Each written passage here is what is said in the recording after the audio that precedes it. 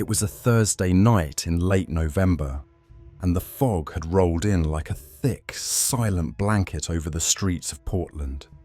Mark Evers, a 42-year-old real estate appraiser, had just returned from a long and grueling day of inspecting foreclosed properties. His apartment, though modest, was tidy and unusually quiet.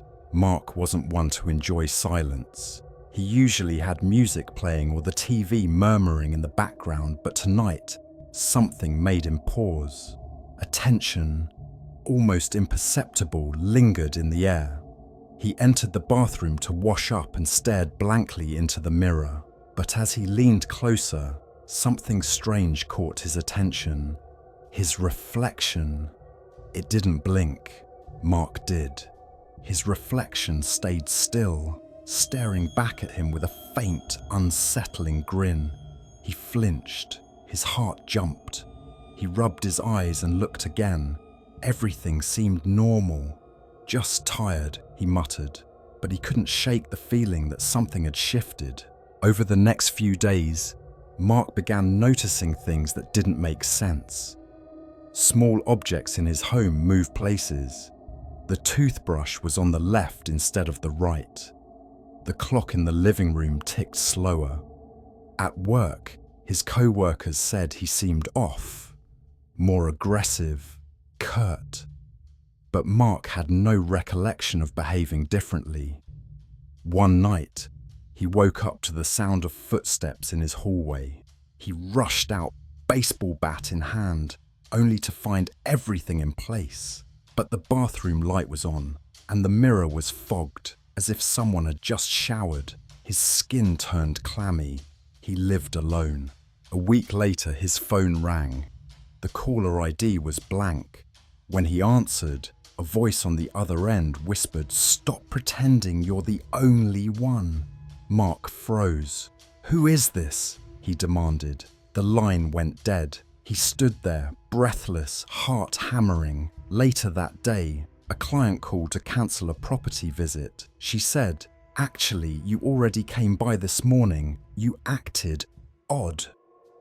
Mark hadn't left the house. Panic crept into his bones. Was he losing time? Was someone pretending to be him? Or worse, was someone living as him? Things escalated quickly. His friends distanced themselves. He received messages from people he hadn't spoken to in years, asking why he was sending them cryptic emails in the middle of the night. His passwords were changed. One evening, he caught a glimpse of himself in the hallway mirror. But this version was wrong. Subtle differences. The reflection smirked. It didn't match his expression. He smashed the mirror. Glass scattered like ice shards. He stared at his own bloodied hand and felt no pain, just rage. Then behind him, footsteps. He spun around.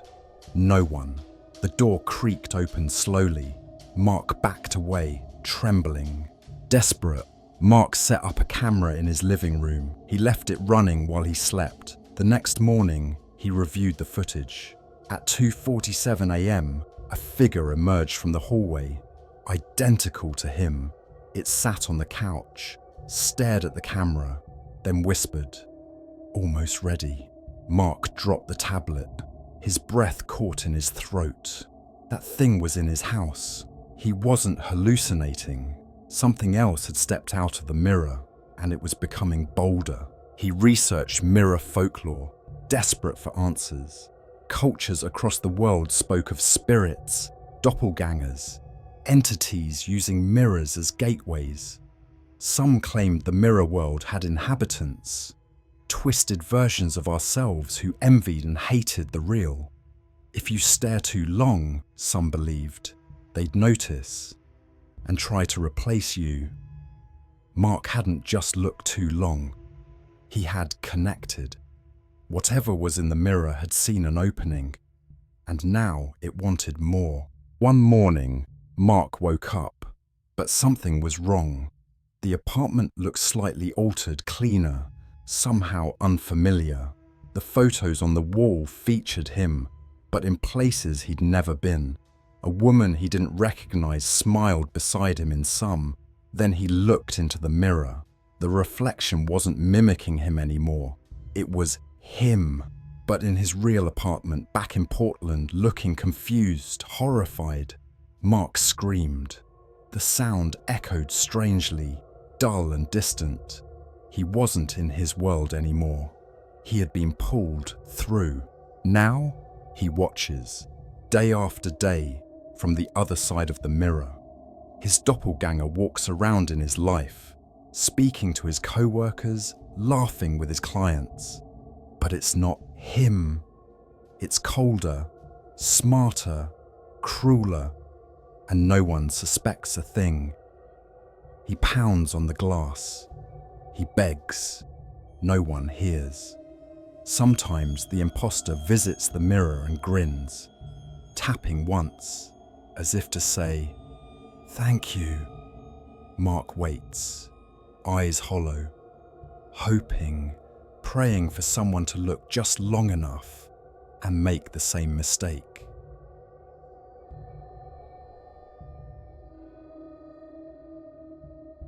It started with a laugh, one of those fake, hollow chuckles that echoed a little too long in a quiet room. Mark heard it the first time at his office, late on a Tuesday night.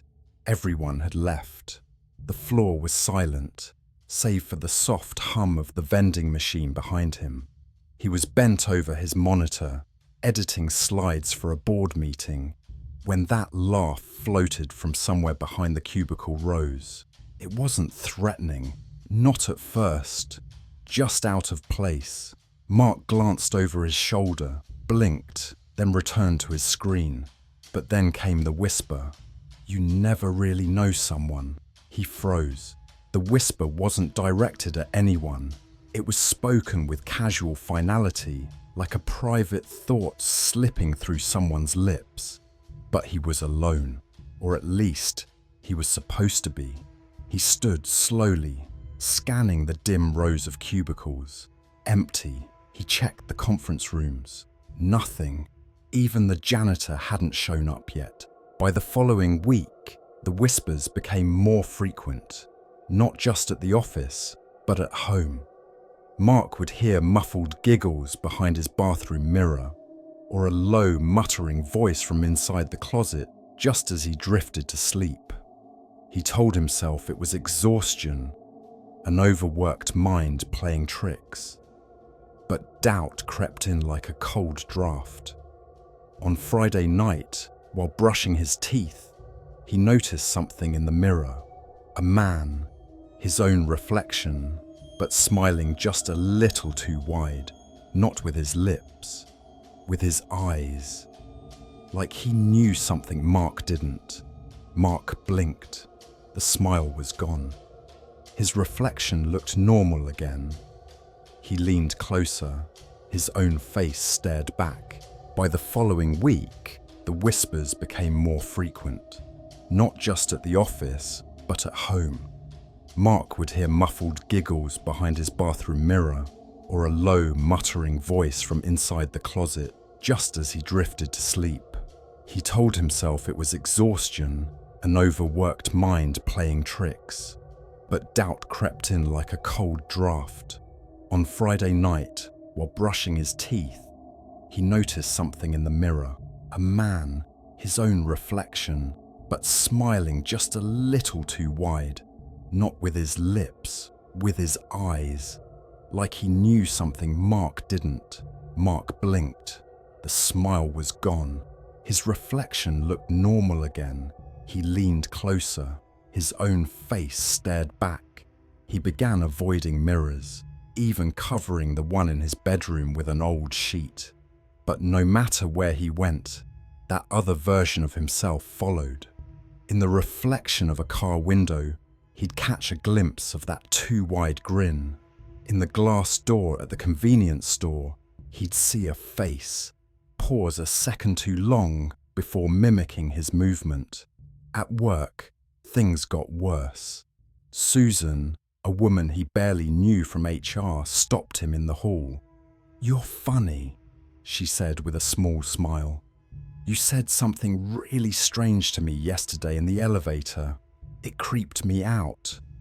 "I wasn't here yesterday," Mark replied, heart suddenly pounding. She blinked, taken aback. "But I saw you. We spoke. You told me I should smile more, or I might lose my real face." Mark started documenting everything: dates, times, places. But the more he tried to prove something was wrong, the more elusive the evidence became. Audio recordings captured only silence. Security footage mysteriously failed during key moments. Friends began to keep their distance. He tried confronting his reflection one night, whispering questions to it. "Who are you?" he asked the man in the mirror. The man tilted his head slightly and smiled. The voice replied in Mark's own tone, the better version. Mark's health deteriorated. Dark circles bloomed under his eyes. His hands shook. He started sleeping with the lights on. The reflection, this twisted copy of himself, began appearing outside mirrors. He saw it in passing crowds, across subway platforms, in the blurred shadows outside his apartment. Always watching, always smiling. He became paranoid, locking doors obsessively, checking windows twice. One morning, he found a sticky note on his fridge that he hadn't written. It read, "You should let me live for a while." When his neighbor, Greg, was found dead in his own kitchen, eyes wide open, expression frozen in horror, Mark wasn't surprised. The police questioned everyone in the building. They asked Mark if he had seen anything suspicious. "You tell me," he said, his voice dry. "You've got the security footage." But they didn't. The feed from the hallway had been corrupted. Again, Mark decided to take drastic action. He isolated himself in a motel miles from home. No mirrors, no screens. He taped over every reflective surface. For 3 days, he heard nothing, saw nothing. For 3 days, he slept. On the 4th morning, someone knocked on the door. "Room service," a cheerful voice called. "I didn't order anything," he replied, not moving. "Just a reminder," the voice said, growing lower, colder. "You're not alone in there." He threw open the door. No one. Just a steaming tray of food on the ground. But when he looked down at it, there was a small, folded napkin next to the plate. It read, "Thank you for the break. Now it's your turn to rest." His reflection didn't wait for mirrors anymore. It walked, talked, smiled, and wore Mark's skin better than he ever had. Friends greeted it. Strangers shook its hand. And Mark sat in the motel room, unseen, forgotten, only the whisper of laughter lingering as the lights slowly dimmed. Mark tried one last thing. He waited until midnight and shattered every mirror in the room, cutting his hands, staining the carpet. He took a shard and stared into it, hoping the act would reclaim his identity, or at least expose the imposter fully. But the reflection didn't show him pain or fear. It simply laughed. A grotesque, full-bodied laugh that echoed around the walls and vibrated in Mark's skull. "You broke the glass," it said. "That's the only thing that kept us apart." Now, there's no longer a distinction. Mark sees himself everywhere. On buses, on news reports, even in family photos that he doesn't remember taking. He's become the ghost of a life that still walks and breathes without him. He writes this story not as a warning, but as proof. Proof that you should never trust the face in the mirror, especially when it starts smiling before you do.